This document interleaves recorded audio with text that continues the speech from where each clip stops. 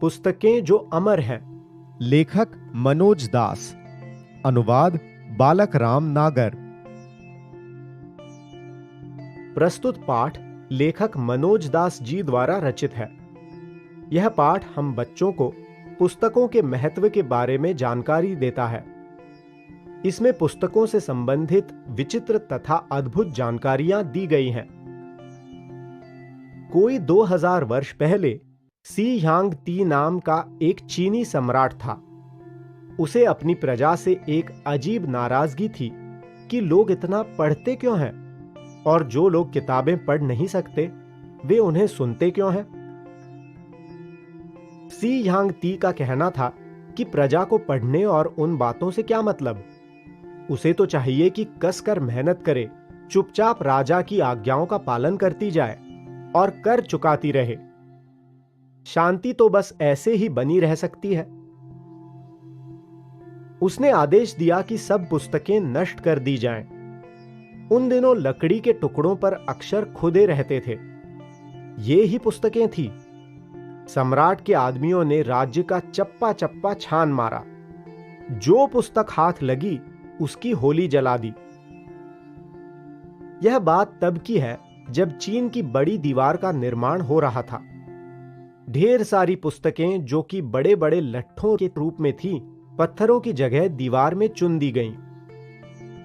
अगर किसी विद्वान ने अपनी पुस्तकें देने से इनकार किया तो उसे किताबों सहित बड़ी दीवार में दफना दिया गया। ऐसा था पढ़ने वालों पर राजा का क्रोध।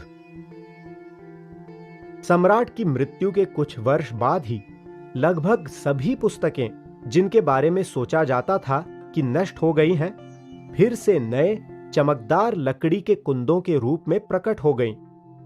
इन पुस्तकों में महान दार्शनिक कन्फ्यूशियस की रचनाएं भी थीं, जिन्हें दुनिया भर के लोग आज भी पढ़ते हैं। किताबों को इस प्रकार नष्ट करने का यह एकमात्र उदाहरण नहीं है। 6ठी शताब्दी में नालंदा विश्वविद्यालय उन्नति शिखर पर था। उन दिनों प्रसिद्ध विद्वान एवं चीनी यात्री वेन सांग वहां अध्ययन करता था। एक रात सपने में उसने देखा कि विश्वविद्यालय का सुंदर भवन कहीं गायब हो गया है।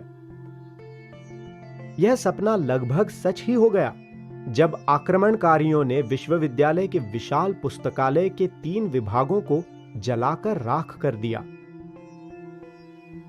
एक समय था जब प्राचीन नगर सिकंदरिया में एक बहुत बड़ा पुस्तकालय था। इसमें अनेक देशों से जमा पांडुलिपियां थीं। अनेक देशों से सैकड़ों लोग, जिनमें भारतीय भी थे, अध्ययन करने वहां जाते थे। यह अनमोल पुस्तकालय 7वीं शताब्दी में जानबूझकर जला दिया गया। इसे नष्ट करने वाले आक्रमणकारी की दलील यह थी कि अगर इन अनगिनत ग्रंथों में वह नहीं लिखा है जो उसके धर्म की पवित्र पुस्तक में लिखा है, तो उन्हें पढ़ने की कोई जरूरत नहीं। और अगर ये पुस्तकें वही कहती हैं जो उसके पवित्र ग्रंथ ने पहले ही कह रखा है, तो उन पुस्तकों को रखने का कोई लाभ नहीं। इस प्रकार कई बार विद्या और ज्ञान के शत्रुओं ने पुस्तकों को नष्ट किया, किंतु वही किताबें जिनके बारे में सोचा जाता था कि वे हमेशा के लिए बर्बाद कर दी गई हैं, फिर से अपने पुराने या नए रूपों में प्रकट होती रहीं। ठीक भी है, पुस्तकें मनुष्य की चतुराई, अनुभव, ज्ञान, भावना, कल्पना और दूरदर्शिता, इन सब से मिलकर बनती हैं। यही कारण है कि पुस्तकें नष्ट कर देने से मनुष्य में ये गुण समाप्त नहीं हो जाते। 2री शताब्दी में डेनिश पादरी बेन जोसेफ अकीबा को उसकी पांडित्यपूर्ण पुस्तक के साथ जला दिया गया था। उसके अंतिम शब्द याद रखने योग्य हैं। कागज ही जलता है, शब्द तो उड़ जाते हैं।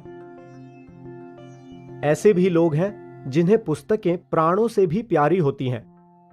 ऐसे भी लोग हैं जो अपनी प्रिय पुस्तक के खो जाने पर परेशान नहीं होते, क्योंकि समूची पुस्तक उन्हें जुबानी याद होती है।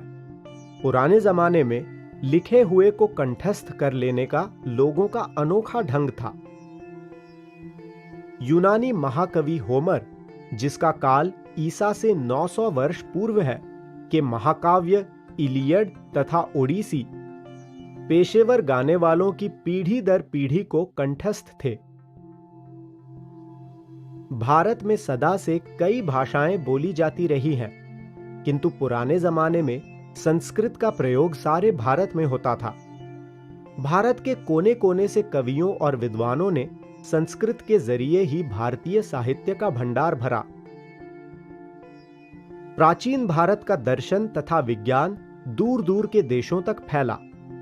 हिमालय पर्वत और गहरे गहरे सागरों को पार करके भारत की कहानियों का भंडार कथा सरित सागर, पंचतंत्र और जातक दूर दूर देशों तक पहुंचा। यह भी सब जानते हैं कि बाइबल के अनेक दृष्टांतों, यूनानवासी ईसप के किस्सों, जर्मनी के ग्रिम बंधुओं और डेनमार्क के हैंस एंडरसन की कथाओं के मूल भारत में ही हैं। साहित्य की दृष्टि से भारत का अतीत महान है, इसमें शक नहीं।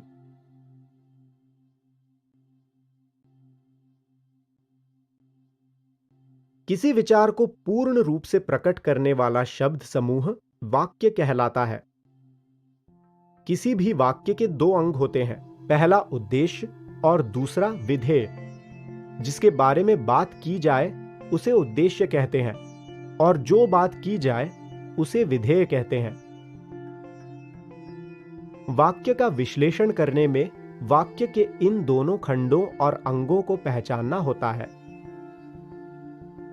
वाक्य में आए हुए शब्द अथवा वाक्य खंडों को अलग अलग करके उनका पारस्परिक संबंध बताना वाक्य विश्लेषण कहलाता है। उदाहरण के लिए, मोहन बंसी बजाता है। इस वाक्य में मोहन शब्द करता है, उसी के बारे में वाक्य कहा जा रहा है जिसमें बंसी कर्म, बजाना क्रिया है।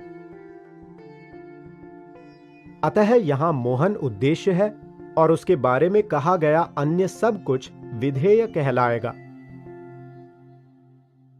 एक और उदाहरण देखिए। टीना के पिताजी कुर्सी पर बैठकर पत्र लिख रहे हैं। इस वाक्य में टीना के पिताजी शब्द कर्ता के लिए प्रयुक्त है। उन्हीं के बारे में वाक्य कहा जा रहा है जिसमें कुर्सी पर बैठकर विधेय विस्तारक, पत्र कर्म और लिखने की क्रिया हो रही है। अतः यहां टीना के पिताजी उद्देश्य तथा उनके बारे में कही गई अन्य सब बातें विधेय कहलाएंगी।